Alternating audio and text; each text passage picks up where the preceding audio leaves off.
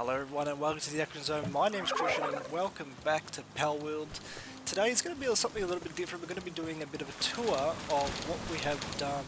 It's actually been a while since the last episode and we have done a lot of things. We've actually migrated from down here to the middle of the map. Now, we didn't like that area too much just because it was very long and narrow.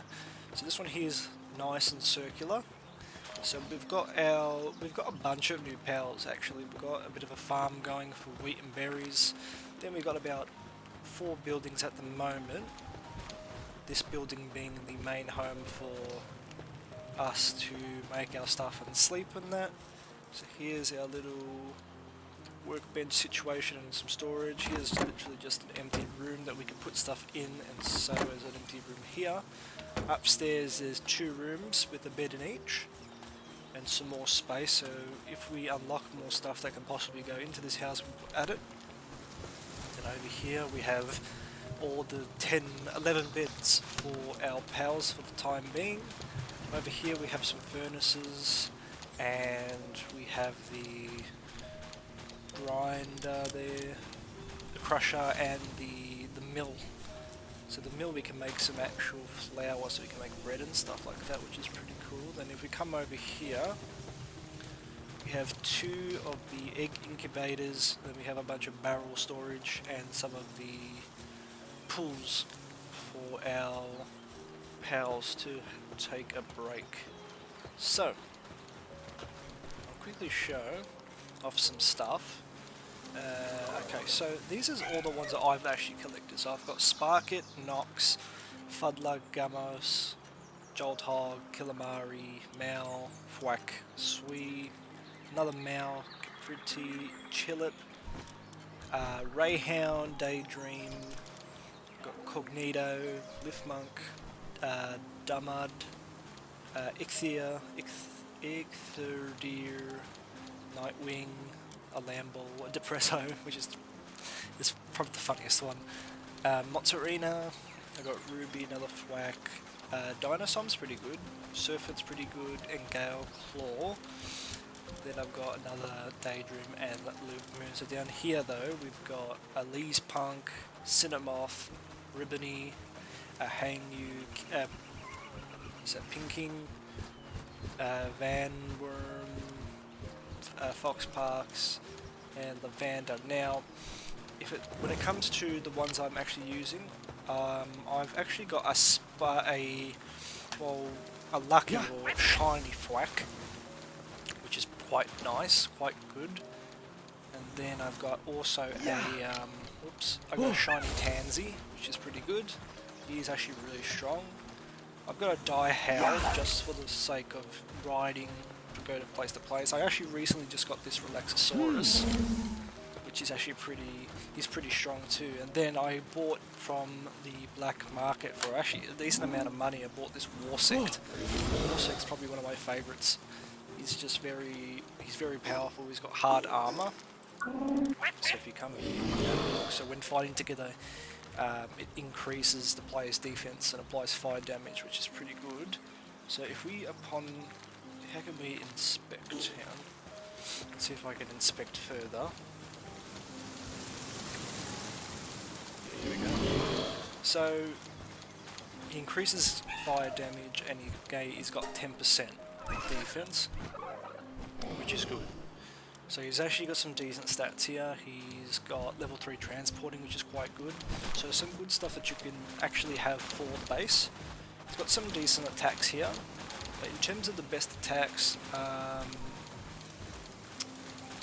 Tansy would have to be the one because it comes with Dragon Meteor. Now it's 150 power, it's really strong. It can really do some good damage. Now it's got good attack, good speed, obviously being lucky. It does have a machine gun that you can add. It's got a decent amount of work suit abilities here, good for the base. Good attack, decent defense and work speed.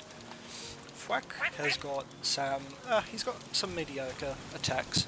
He is lucky, so he's got the same stuff as Tansy does, but he does have his splash attack and push enemies out the way in dire need of, a bit of getting your health back if you're hurting a bit.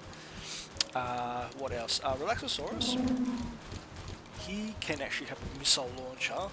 He's a glutton, so because he's so big, he actually drops 10% faster to his meter. But he is decent. He's got some good attack. He's got some not bad defense, not the best. He's got 2 watering, so he's kind of good. And Diehell is, you know, he's fast and he's quick and decent, but honestly, the main reason I use him is just to get around. But yeah. So when we come to, so we're level 18 at the moment. We've unlocked all these things here.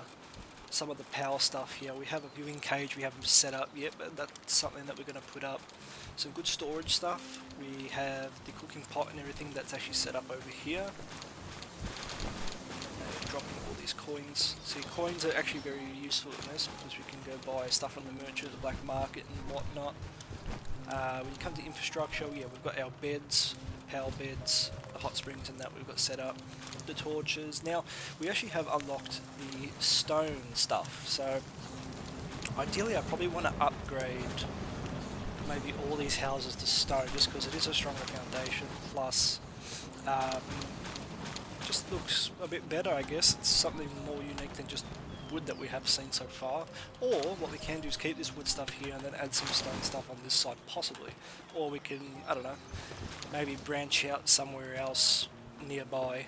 Other than that, we've got the standard little mini traps here, alarm bell, and we've got a bunch of furniture actually. We've got some tables and counters and plants and wall plants, and we actually just unlocked some carpets. So that is a little tour of how the base and everything is coming along. Everything is working, everyone is working as planned. We still have not actually challenged Rain Syndicate Tower. We did try, but we were, at the time that we tried, we were pretty underleveled because the boss is like 30,000 health, and I mean we still get hurt by like level 12s.